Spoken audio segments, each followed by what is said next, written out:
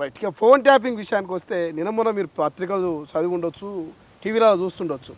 జర్నలిస్టుల ఫోన్లు, టీవీ యాజమాన్యం ఓనర్ల ఫోన్లు, జడ్జిలు వాళ్ళ భార్యలు, ఇక మీలాంటి పొలిటికల్ లీడర్ల ఫోన్లు, వాళ్ళ డ్రైవర్ల ఫోన్లు, పిఏల ఫోన్లు కూడా అయినాయి.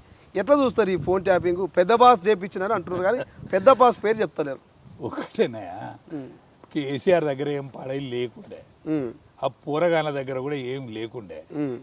వీళ్ళు దిక్కు దివాన లేక అక్కడే అమెరికాకు బతుకుతామని పోయిండ్లు. పోయినాక మా మదియాస్ గారి పుణ్యాన్నే కాయిదాలు చేస్తే వచ్చిండ్లు. వచ్చి ఈడ పడి దోసక తినుడు మరిగిండ్లు. పెత్తనం వచ్చిన తర్వాత, పవర్ చేతులకు వచ్చిన తర్వాత నానా యాగి చేసిండ్లు. తొక్కని తవ్వలేదు, చెయ్యని చెడ్డ పని లేదు. కాబట్టి అందరూ శిక్ష అర్హులే.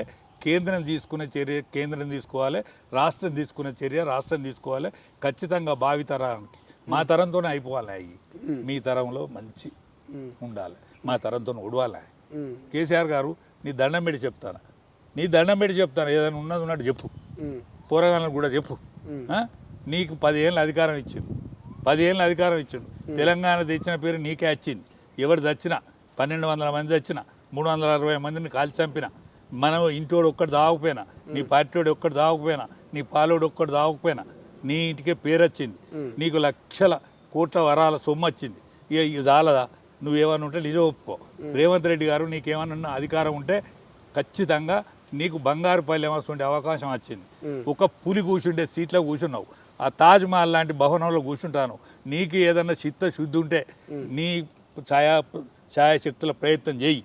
నేను పార్లమెంట్ మెంబర్లను, అసెంబ్లీ మెంబర్లను నువ్వు అడగకున్నా నేను మా వాళ్ళు అందరితో చెప్తా. నరేంద్ర మోడీ గారు ఏం చేయాలి, అమిత్ షా గారు ఏం చేయాలి, ఏం చేస్తే ఈ మురికి హైదరాబాద్ మురికి కడగబడుతుంది. కాబట్టి మనం కడిగేస్తాం, అందరం కలిసి కడిగేస్తాం. దీన్ని అందరు కలిసి బీఆర్ఎస్ కల్వకుంట్ల కుటుంబాన్ని కడిగేస్తారు. మొత్తం లేకుండా చేయాలి. ఎవరు తప్పు చేస్తే వాడు, ఎవరు తప్పు చేసినా పోవాలి, దీంతో పోవాలి. అవుతుందా? సాధ్యమయ్యే పని అది? ఎందుకు కాదే? జైలు జైలుకి పోయింది, ఎందుకు పోయింది? లల్లు ప్రసాద్ దానా కుంభకోణంలో జైలు పోయాడు. ఏం చేసిండే? వాటి దానా, పశువుల దానా కుంభకోణంలో. ఈ భూముల దందా, ఈ ఫోన్ల ట్యాపింగ్ అంటే మామూలు దానే. భార్యాభర్తలు ఏం చేస్తాను తొంగి చూసినట్టు. ఎంత పాపమే. ఆ తల్లికి పుట్టినడే కదా వీడు చేసేది.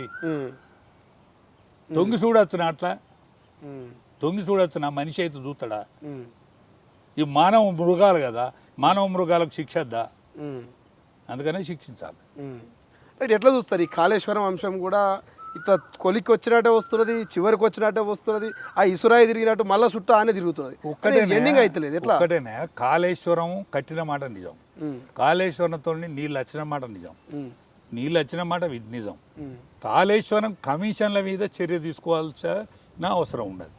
కాళేశ్వరంను ఏమన్నా బాగు చేస్తే మంచి అయ్యి మళ్ళీ ఆ నీళ్లను కంటిన్యూ అవుతాయో దాన్ని కూడా ఆలోచించాలి. తప్ప ఒప్ప ఇంకో 2 మాటలు కడతాయా, ఇంకో 2 ఆనకట్టలు కడతాయా? కానీ తెలంగాణకైతే నీళ్ళ ఆవశ్యకత ఉన్నది కదా. ఆలోచించే దానిలో ఒకతోకన ఆలోచించాలి. అట్లని తెలంగాణకు నీళ్ళు రాకుండా కూడా చూడద్దు, కానీ అందులో దోషులను శిక్షించకుండా ఊకోవద్దు. ఇది చేయాలి. విగ్గులు ఎవడైనా చెయ్యాలి, చేస్తారు కూడా. చెయ్యకుంటే ఊకోరు ప్రజలు, చేయకుంటే ప్రజలు ఊకుంటారు. ఏం చేస్తారంటారు ప్రజలు? అరే కేసీఆర్ ఇట్లా పంపిస్తే ఫామ్ హౌజులు ఉంటాడు, ఇక్కడికి అత్తలేడు. ఎక్కడో ఉన్న రేవంత్ రెడ్డిని తీసుకొస్తే ముఖ్యమంత్రి అయిండు. ఎక్కడున్నటోడు కాంగ్రెస్ పార్టీ దొరకలే, పరారైన వానికి ఓట్లు ఎత్తే మంత్రులు అయిండ్లు, ఎమ్మెల్యేలు అయిండ్లు. వానికి కుంచెటోడు, మెంచేటోడు, కట్టె పట్టుకొని తిరిగేటోడు కూడా ఎమ్మెల్యే అయిండు, మంత్రి అయిండు. ఎక్కడ వీళ్ళని అందరిని ఇట్లా పోతే లేకుండా కడిగేసిపోయి రేపు బీజేపీ ముఖ్యమంత్రి కడిగిన ఆనిముత్యం అసలు ముఖ్యమంత్రి అతడు చూడు.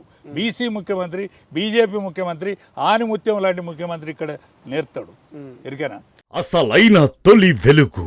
ఫాలో వాట్సాప్ @తొలి వెలుగు official.